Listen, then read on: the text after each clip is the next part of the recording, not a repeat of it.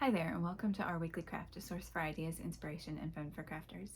I'm Sarah White, Chief Maker at OurDailyCraft.com, and today I want to talk about how to get yourself to do things.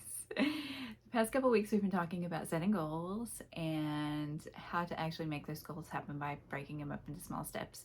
But you can put things on your list and still ignore them, right? And I find myself doing that a little bit this week because, with the holiday and everything, it's a short week. There's a lot going on.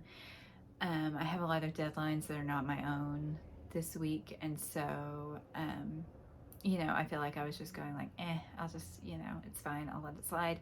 Even though, I really wanted to get this stuff done this week. And this month, whatever. So I had like steps that needed to happen this week, working on my book project, and typing up notes and things. And so how do I go from I want to do this thing, I have the steps that I need to take to do this thing, to actually doing the thing? So that's what we're going to talk about today. I'm wearing my consider this my olive branch. Consider this your olive branch. I can't remember what this is called. It's inspired by Schitt's Creek, and it's by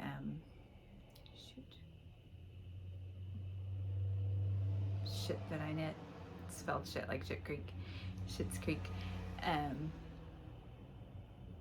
I'll put the link below because I can't. I'm like completely out of my mind. I test knit this last year for her when it was coming out, and I love it. And it was my first like DK weight sweater, which is kind of a light, early fall sort of sweater. It's cheerful, makes me happy, and I really want to do like stripes on a sleeve again because that was fun. I'm knitting the Achu, which I cannot remember the name of the designer of that either. I knit this earlier in the year. I started it and I had, I think I have it handy to show you, but I had done the top part. The original was like a speckled yarn on the top and then it's solid on the bottom, and I had a speckled, like a white with purple and gold and speckles, and then I had this gray as the bottom part of the sweater, and I really didn't like it, but I had done that because I was afraid that I didn't have enough of the gray to do the whole sweater, and I totally do.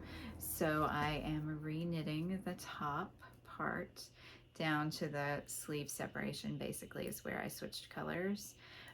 So I'm going to do that part, and then I'm going to take the sweater that I knit apart and graft it probably. I haven't decided if I'm going to graft it or 3-needle bind off, but grafting would be smoother and cleaner, I think. So I'm probably going to graft it, the two pieces together, and then I just have to knit the sleeves and I'm good.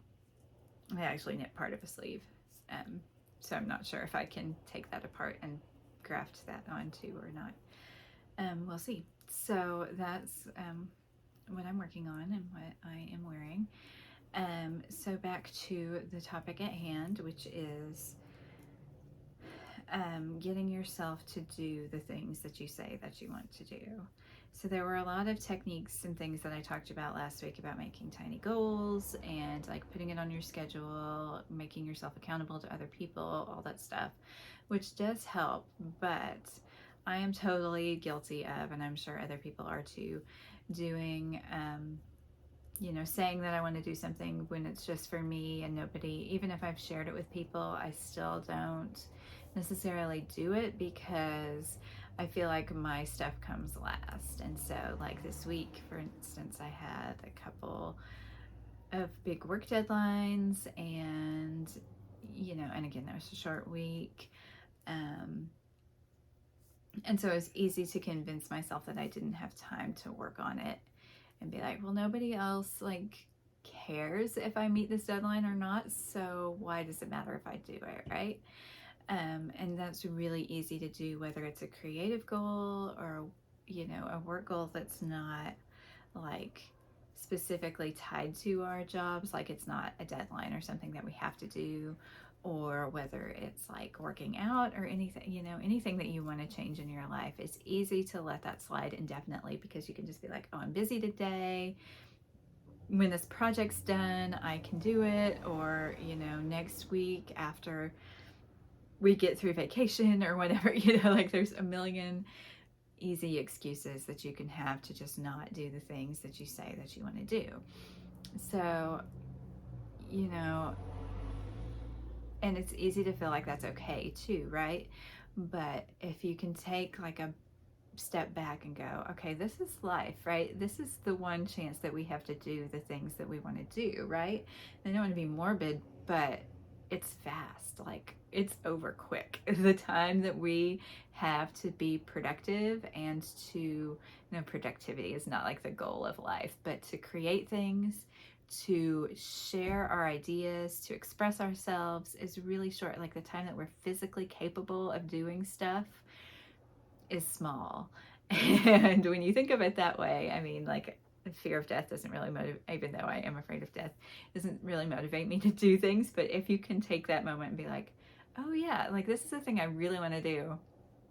I don't want to come to the end of my life and say, I have all these great ideas for books I never wrote, you know? So that's a little bit of a motivation. But, and maybe that helps you too to think, to take a longer view and be like, yeah, I don't want to have gone my whole life and not done this thing that I saw in my mind to do. So that can sort of jumpstart you a little bit too. But I think really what works for me, and this is again with any kind of project or thing you want to start, and it's been expressed a lot of different ways in a lot of different genres of self-help and stuff, but is just tell yourself, I'm going to do this for 10 minutes or whatever little small thing you can do. In writing, it's often expressed as, I'm just going to open this file. I don't have to write, I'm just going to open the file. And then once you've opened the file, you're like, well, you know, I can write a sentence, right? I can, you know, even if I'm just free writing and it's not necessarily the project that I mean to be working on, if I just start and write something, maybe I'll get to the thing that I meant to be writing, right? Or I'm just going to take 10 minutes and write down my ideas, even if it's not actually the project. It's like, here's what I want to write about, here's what I'm thinking, here's what I need to say, that kind of thing. If it's exercise, maybe it's, I'm just going to put on my shoes. I'm just going to walk out the door. I can just walk for 5 minutes or whatever, you know, and you don't start with, I'm going to go on an hour-long run today. You start with, let's just put on our shoes and see where that goes. So I did that for myself yesterday and was like, I'm just going to type up my notes for 10 minutes. And, you know, if that's all I get done, I made progress. That's great. Gold star for me. Let's move on with the day. I don't know exactly how long I did. I did more than 10 minutes, but, you know, just giving myself the permission to be like, okay, I don't have to do everything today. I just need to start today. I need to do a little thing today. I need to open the document. I need to find where I was in my notes. I need to type up a little bit and, you know, expand on this thought that I had. You know, maybe it's not, I need to sew a whole dress today. I just need to wash the fabric. I just need to, you know, iron it or lay out the pattern pieces or whatever. You know, it's not like I have to do the entire thing today, or even, you know, I have to get all the pieces cut out today, or I have to whatever.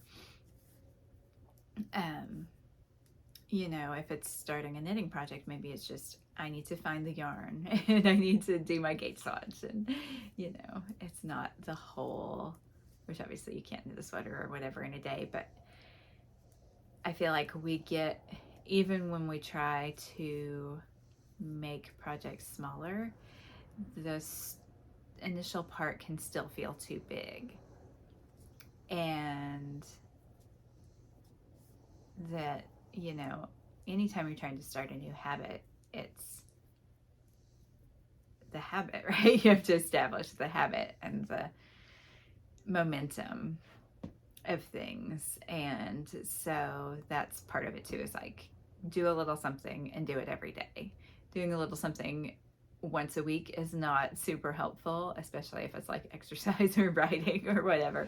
You need those are, I mean, in exercise, literal muscles, but those are muscles that need to be kept up with regularly. And once it's a habit and established in your life, it's that much easier because you're not so much having to go, I'm just going to do this for 10 minutes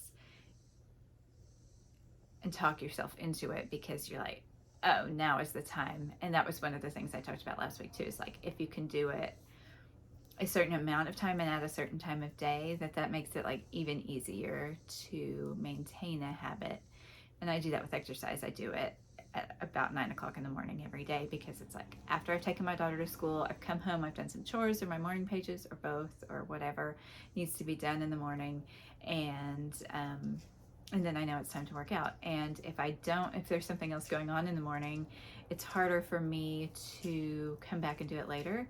And it's, I feel like, that time has passed if I haven't used it in that, that window that I normally have for working out. And so there's like a pro and con to it. Like, it works if you consistently have that time, but it can be problematic if you get too rigid about it and are like, this is the time, and if I don't have the time right now, then it's not going to happen for me today.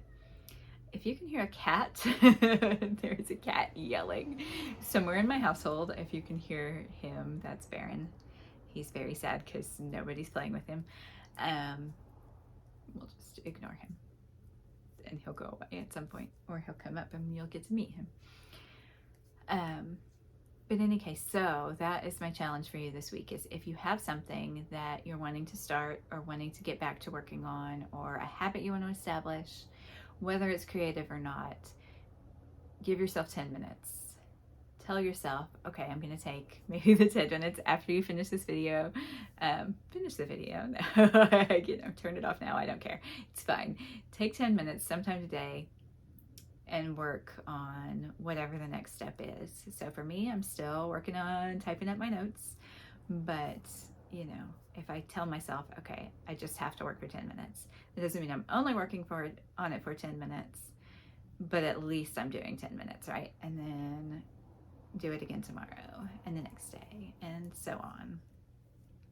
And as you get used to making that little bit of time, even if it is only 10 minutes, you'll feel like you start feeling good about it, and you'll want it to expand from those 10 minutes. And maybe it's 10 minutes this week and 15 minutes next week, or it's half an hour on the weekend and 10 minutes during the week, or whatever, time that you feel like you can devote to things. But don't try not to make it, and if it's just 10 minutes forever, that's great, right? 10 minutes of yoga is better than no minutes of yoga. 10 minutes of writing is, you can build you can write a book that way, you can write articles that way, you can blog posts, whatever your project is. 10 minutes of knitting, you'll get a sweater eventually, right? So there's no knocking, like, if it's only 10 minutes, that's amazing, because it's 10 minutes more than you were doing. And after a week, you've done an hour, right? And that's, 4 hours a month is great. But if you're feeling good about the amount of time and the progress that you're making, so you need to like look back at the end of the week and be like, okay, I could have done nothing, or I did this instead. That hopefully that will be motivating to you to like expand that time that you're doing whatever it is you're working on, so that it becomes a bigger part and the habit gets established in a bigger way than just 10 minutes. But if it's just 10 minutes, it's just 10 minutes, and that's great. So that's my challenge for you, as I mentioned, is to just try it and see for a couple days, a week. And I'm doing it along with you, because I'm trying that 10 minutes for working on book stuff, and I'm going to add today 10 minutes for working on cleaning in my office, because I have been saying for years that I'm going to clean my office. Like, I moved into this room. Gosh, it's probably been 4 or 5 years now. And my office has never really been set up the way I wanted it to. Like, I just moved stuff in because my old office was becoming our daughter's bedroom, and, it doesn't have the storage, so I need to physically go through like the yarn and the fabric and the books and everything. And that feels like a lot, and it is, but it is also a thing that can be done if there's a little bit of time carved out for it every day. And so I'm going to add that to my 10 minutes. And that's, just the way, like, to get things done. If you're not making progress on things already, give that a try and see how it feels, and pay attention to and acknowledge what you can do in that short amount of time,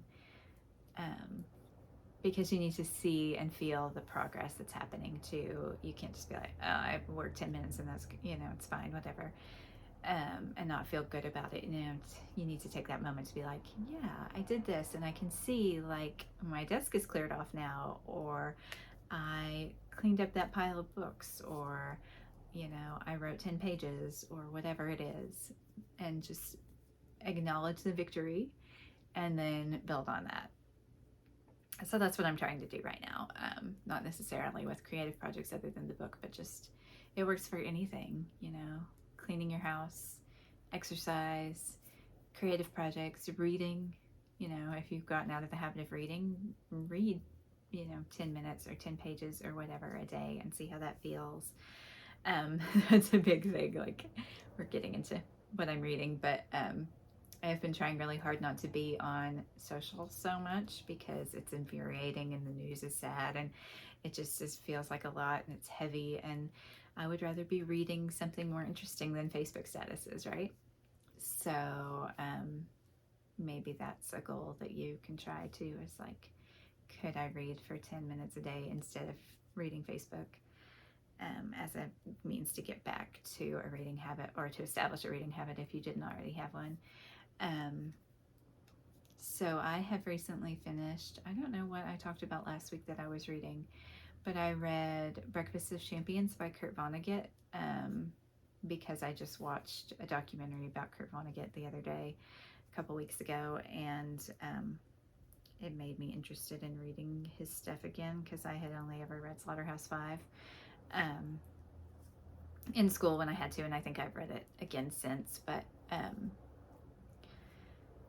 he's weird,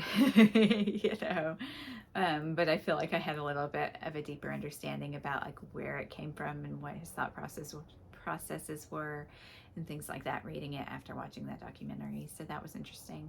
I also just last night finished The Perks of Being a Wallflower, which is a young adult book, and whew, I had no idea what I was getting into, and it is heavy stuff. There's like a lot. It's like a smorgasbord of teenage angst and, yeah, mental illness. There's suicide, there's drug use, there's an abortion, there's like everything you can think of. And I honestly don't know how they made that a movie, but I mean, I'm glad to have read it, because I was just always curious. I had heard of it. I was the age that I probably should have read it when I was a teenager, but I didn't, because I think it came out in like 91, and so I would have been the right age for it, but I never read it as a kid, and so I feel like it was worth the time. It's a pretty quick read. Up next, I have I can't remember. I just got a couple of holds. The School for Good Mothers, I think, is one of them. And I started reading a physical book, because it's nice to have, like, at the breakfast table, something to read, which is The Platinum Age of Television by David Bianculli. He is a TV critic for NPR and runs a website called TV Worth Watching. He came to speak at my alma mater a few years ago, and that's where I picked up the book. But it's from like 2016, I think. So it was basically when TV was still on TV. There was a little bit of streaming, like it talks. My window's open, so a loud truck. It talks a little bit about like House of Cards and I think Man in the High Castle were the two big examples that he had of like streaming only shows that were high quality. And but a lot of it is like Sopranos, The Wire, West Wing, those big prestige shows. And it talks about different kinds of shows. It's not just dramas, but like westerns and kids shows and comedies, and like how the evolution of shows, of programming, through the years, and how things have built on to get us to like this amazing high quality of programming that started really, around 1999. So it's sort of that decade of television mostly that he's talking about. And I've barely started that, so I can't judge on it too much yet. But and I've got always more things to read than, I think that was one I don't know that I talked about that I read last weekend. It was Dear Fahrenheit 451, which is written by a librarian, and it's love letters and breakup notes to books that she's loved, hated, seen people check out that she wishes they wouldn't check out. There's also book lists in it, of course, and it was amusing, but not maybe not my favorite book in that format that I've read, but I like books about books too, and about reading. I once had an idea that I was going to write a book about reading, so, I have an interest in books of that type. So that was fun too, if you like books about books. It was a fun one. I'm watching currently, we're watching all the like geek shows, the new Game of Thrones series, the new Lord of the Rings series, finishing up What We Do in the Shadows, and the season 2 of Reservation Dogs. In my workouts right now, I'm watching History 101, the new season of that, which is a Netflix sort of pop history show. Each one is about a different topic. So the ones I watched today were about IVF and I don't even remember. Okay, home workouts, which is ironic since I watch it while working out. But it's sort of about like how this thing evolved and what it means as a, to our culture and to the world, that this is a thing that exists. And it's, it's not great, but it works for workout material. I think I might be starting the A League of Their Own series, which is on Amazon Prime, as my next thing, but I'm not sure. So if you've got any fun recommendations, I would love to hear them. And I hope that you do give it a shot for 10 minutes and try to work on whatever the thing is that, maybe it's a goal for the end of the year. Maybe it's just, a habit you want to establish.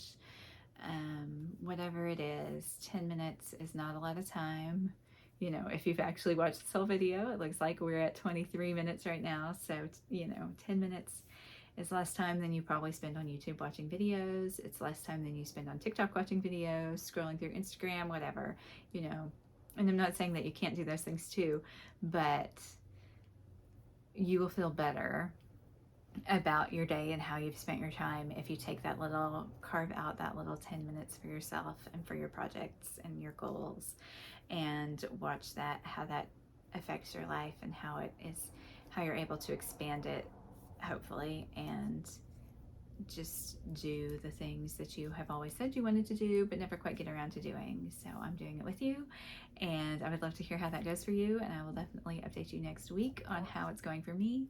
And in the meantime, I hope that you have a crafty, fun week, and I hope it's getting fall where you live if you're in the Northern Hemisphere, and that you get some time to enjoy outside if you're in a place where the weather is nice. And I will talk to you again soon.